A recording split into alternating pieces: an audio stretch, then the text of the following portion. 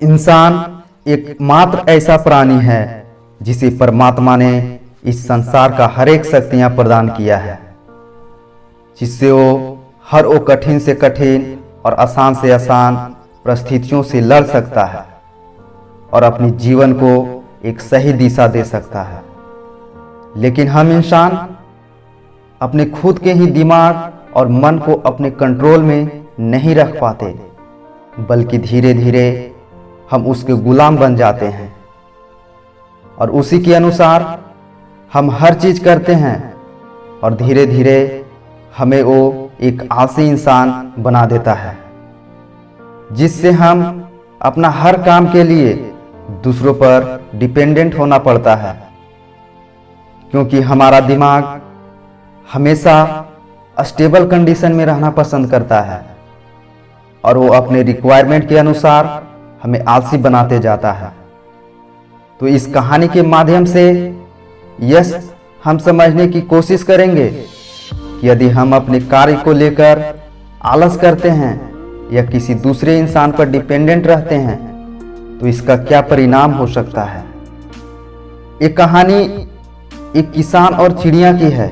एक छोटा सा गांव था, जिस गांव में एक किसान रहता था। उसका गांव के बाहर एक छोटा सा खेत था, जिसमें अक्सर वो किसान कोई न कोई फसल बोया करता था। एक बार फसल बोने के कुछ दिनों बाद उसके खेत में एक चिड़िया ने घोंसला बना लिया और कुछ समय बीतने के बाद चिड़िया ने वहां 2 अंडे भी दे दिए और उन 2 अंडों में से 2 छोटे छोटे बच्चे निकले, जो बड़े मजे से उस खेत में अपना जीवन गुजारने लगे। कुछ महीनों बाद फसल कटाई का समय आ गया। गांव के सभी किसान अपने अपने खेतों की फसल की कटाई में लग गए। अब चिड़िया और उसके बच्चों का वह खेत छोड़कर नए स्थान पर जाने का समय आ गया था।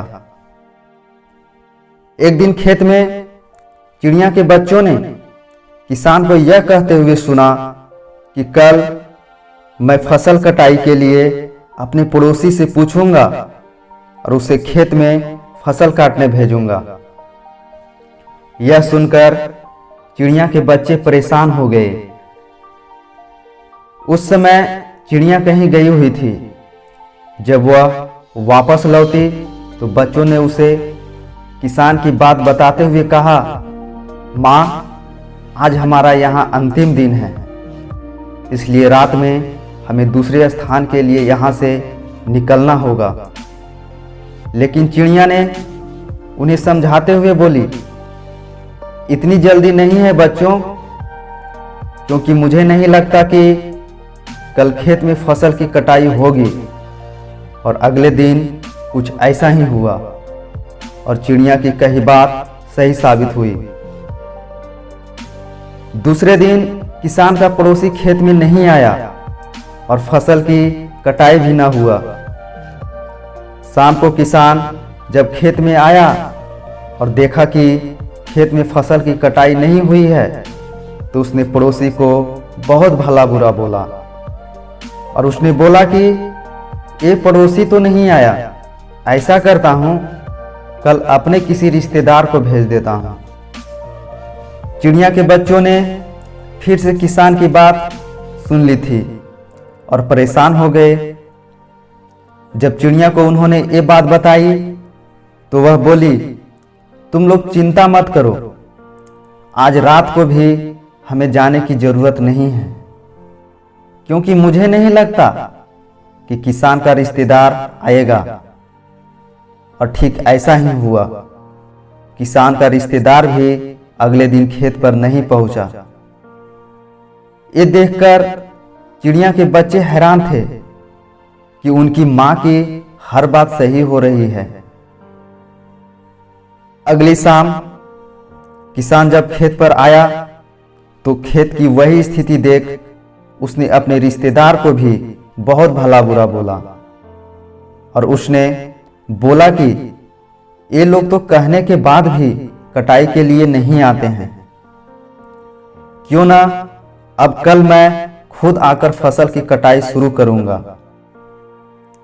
चिड़िया के बच्चों ने किसान की ये बात भी सुन ली और अपनी माँ को जब उन्होंने बताया तो वह बोली, बच्चों अब समय आ गया है एक खेत छोड़ने का।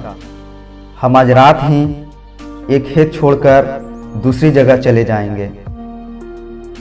अपनी माँ की ये बात सुनकर दोनों बच्चे हैरान थे कि इस बार ऐसा क्या है जो माँ खेत छोड़ने को तैयार है।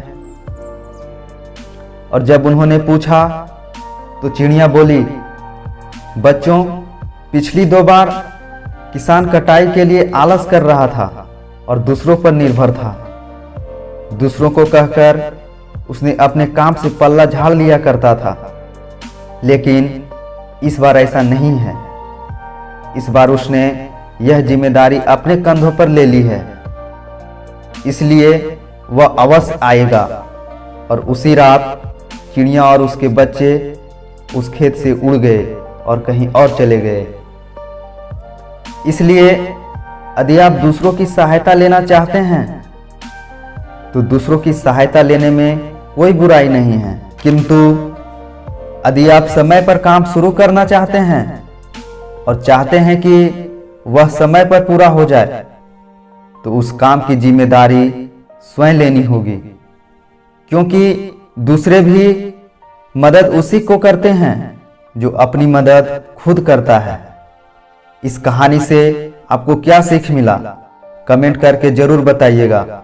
मिलते हैं अगले वीडियो में, तब तक के लिए धन्यवाद।